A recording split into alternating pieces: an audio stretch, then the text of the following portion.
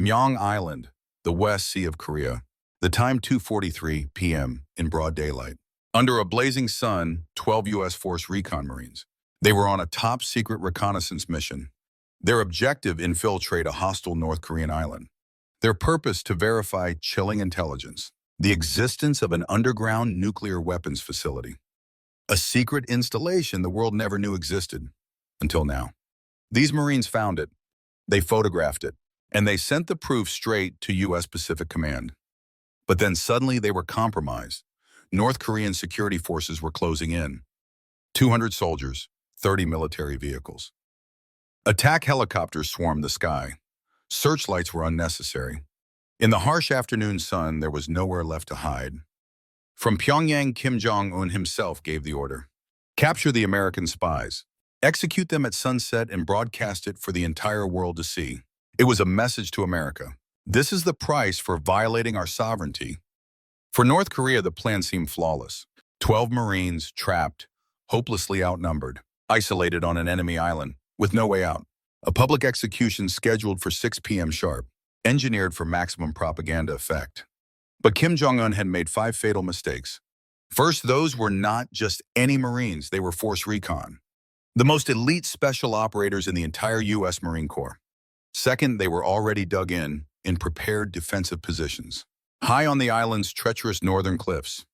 Third, just over the horizon, the USS America was on station, a warship carrying 2,000 fresh Marines just 40 nautical miles away. Fourth, the U.S. 7th Fleet had already authorized a full-scale combat rescue operation.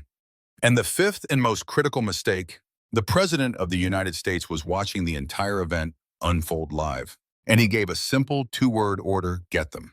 What transpired over the next 3 hours and 17 minutes would become the most daring rescue mission in Marine Corps history, an impossible operation in broad daylight. And for North Korea, it would become their most humiliating military disaster in a generation. This is that story. Myeong Island, 42 square kilometers of rock and secrets, located in the West Sea of Korea, officially uninhabited.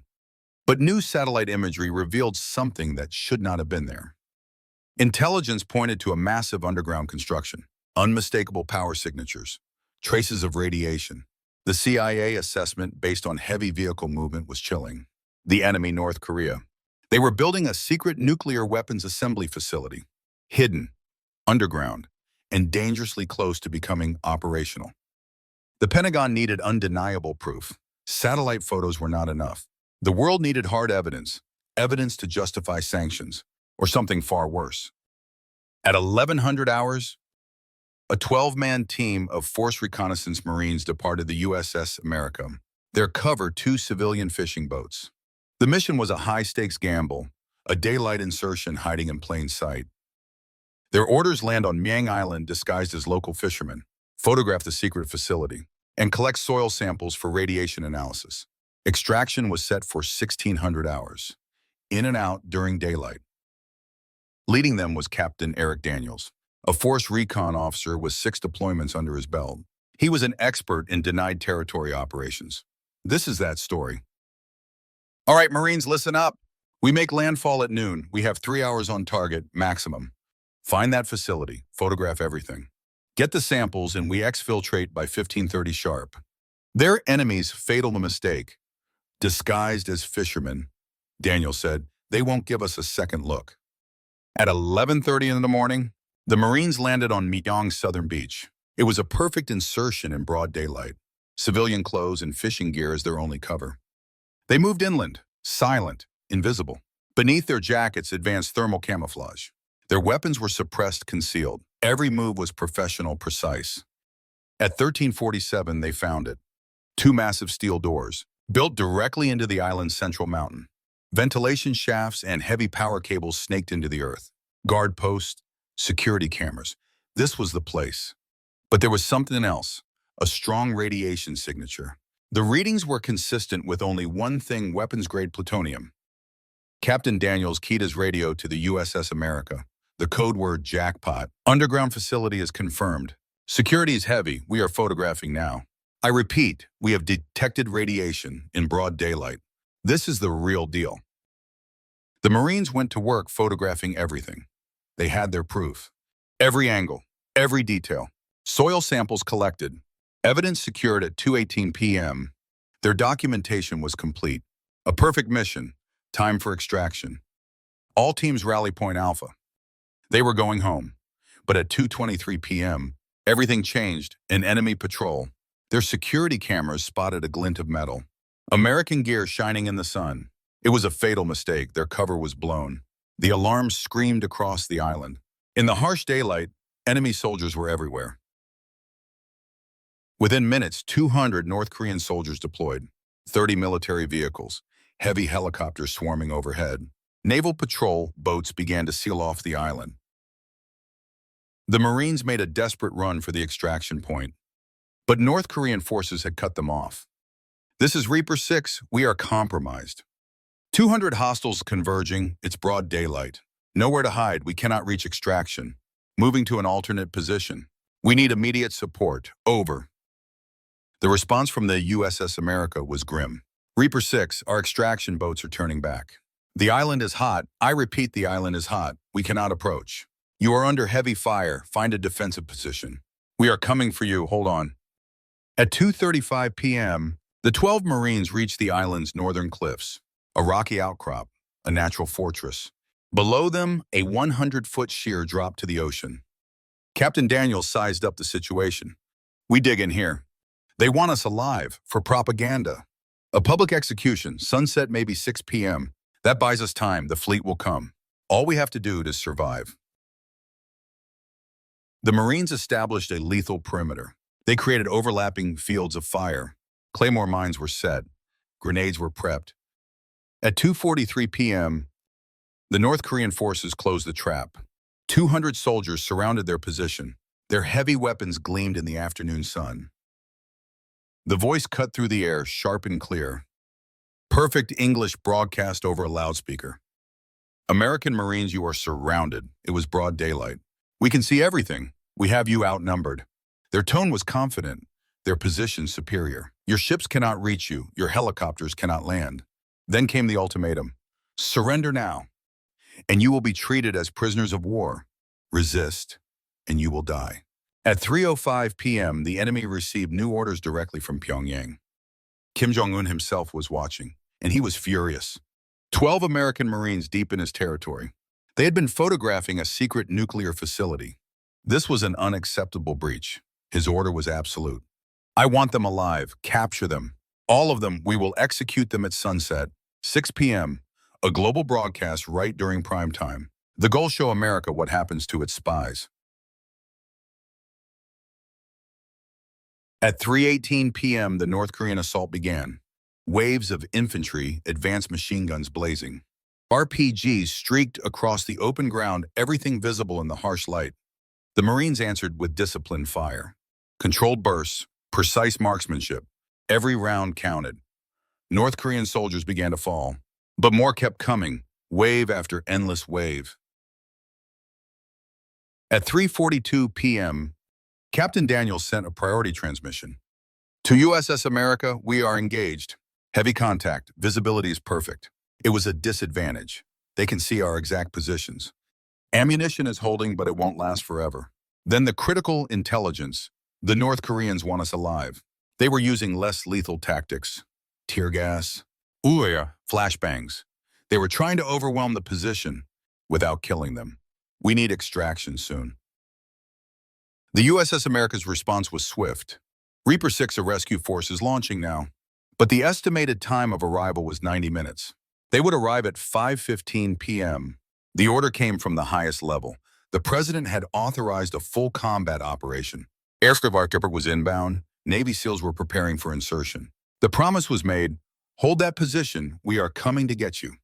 90 minutes, 12 Marines against 200 North Korean soldiers. Then at 3:58 p.m., the air filled with smoke. The enemy had deployed the tear gas. Smoke grenades flooded the battlefield, a desperate attempt to force the Marines from their positions. But Force Recon trains for this. They train for hell. Gas masks on. The fight continued. At 4:17 p.m., the North Korean commander made his final fatal offer. American Marines, this is your last chance. Sunset is in 2 hours. That is when you die. Surrender now or we will use lethal force. You cannot escape. You cannot win. Surrender and live, fight and die. Captain Daniel's response was broadcast on an open channel for every Marine to hear, for the USS America to hear, for the Pentagon to hear. We are United States Marines. We do not surrender. We do not retreat. We fight. And if you want us dead, you'll have to stack 100 of your bodies just to try. Tell Kim Jong-un his secret is out. The world knows about his nuclear facility, and 12 Marines are about to make his entire military look like fools. So send your best. We'll still be here when our brothers arrive. 4:23 p.m. aboard the USS America, 40 nautical miles off the coast. The rescue force was assembling, the largest Marine operation in these waters since 1953. A full daylight operation, the components, 16 MV-22 Osprey tilt-rotor aircraft carrying 320 Marines, 8 AH-1Z Viper attack helicopters, 4 F-35B Lightning stealth fighters, 2 Navy SEAL teams in high-speed boats, 2 destroyers moving into fire support position, a complete air superiority package. Mission Commander Colonel James Mitchell, a veteran of Iraq, Afghanistan, and operations that were never recorded. Gentlemen, 12 of our brothers are surrounded on Myeong Island. North Korea wants to capture them. They plan to execute them at sunset and turn it into propaganda. That is not going to happen. We are going to extract those Marines. Our objective is to destroy that nuclear facility, and we are going to deliver a message to their leader. This is what happens when you threaten United States Marines. Questions? None. Wheels up in 5. At 4:31 p.m., 4 F-35B Lightning II fighters screamed across the border. They had breached North Korean airspace, in broad daylight, visible, but far too fast to intercept. Weapons were hot. Their targets, North Korean defensive positions, the same positions pinning down the trapped Marines. At 4:34 p.m., the F-35s released their ordnance. 8 GBU-53 Stormbreaker bombs, smart bombs, laser-guided, 500 pounds each. The North Korean vehicle positions erupted. Explosions tore through the afternoon sun. Trucks vaporized. Artillery batteries were silenced. Command posts were simply obliterated. Then came the cannons. 25mm GAU-22 guns strafing enemy troops with devastating effect. At 4:38 p.m., the second wave arrived. 8 AH-1Z Viper attack helicopters, flying low and fast over the water with perfect visibility. Hellfire missiles launched. AGM-114S tracking North Korean patrol boats. In the clear light of day, there was no escape. Boats disintegrated. Then the Hydra rockets were unleashed. 76 rockets per helicopter, 608 in total. A steel storm shredding the enemy positions on the beach. Below the cliffs, the time 4:42 p.m., 2 Navy SEAL teams hit the island from the south. A high-speed daylight landing, fast and aggressive, securing the beachhead for the main force. At 4:47 p.m., the sky turned dark. 16 Osprey aircraft appeared over the island. An undeniable show of force visible for miles. On board 320 Marines at full combat load. But they weren't landing at the cliff. That would be too predictable, a fatal mistake. Instead, the Ospreys landed on the opposite side of the island, directly behind North Korean lines. They were cutting off the retreat, surrounding the surrounders. 320 Marines poured out M240 machine guns roaring to life, M250 caliber machine guns, Carl Gustav recoilless rifles, mortars, a storm of high explosives. The counter-assault was immediate and overwhelming. Suddenly, the North Korean forces were fighting a war on 2 fronts. Above them, the trapped Marines pouring fire from the cliffs. Behind them, 320 fresh Marines attacking from the rear. Then at 4:51 p.m., the American destroyers offshore achieved a fire control solution. Their 5-inch naval guns opened up. The Mark 45 gun systems unleashed hell. A precision bombardment began. The target, North Korean reinforcements, desperately trying to reach the island. Shells screamed from the heavens. The explosions were massive, clearly visible in the daylight. Bridges were vaporized. Roads were turned to craters. At 4:56 p.m., the enemy reinforcements were stopped cold. The North Korean commander finally understood the situation. His forces weren't just being defeated, they were being systematically annihilated. Marines were everywhere. American air support owned the sky. Navy SEALs were securing the perimeter. There would be no escape. The panic was unmistakable in his voice over the radio. Pyongyang Command, we are under a massive assault. American forces are landing from multiple directions. Heavy casualties, we request immediate support. But his desperate transmission was cut short. His position was struck by a Hellfire missile at 5:02 p.m. A new transmission came through, this one for Captain Daniels. Reaper 6, this is Rescue Actual. Be advised, we have 320 Marines on your island. Air support is overhead. SEALs are locking down the perimeter. You are no longer surrounded. We are extracting you now. All teams collapse to the primary L to Z. We're going home. At 5:07 p.m., the rescue had begun. The 12 trapped Marines, who had held the line for 2 hours and 32 minutes against 200 North Korean special forces, finally linked up with the main rescue force. But they weren't evacuating. They were counterattacking. Captain Daniels turned to his men.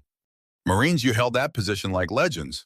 Now let's show these bastards what happens when they threaten force recon. We're not running, we're fighting our way out.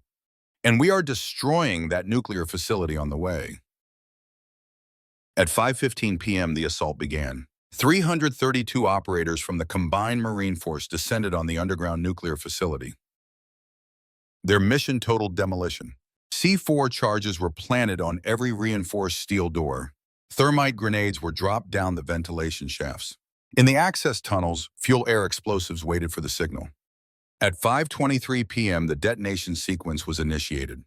A series of catastrophic underground explosions tore the facility apart from the inside.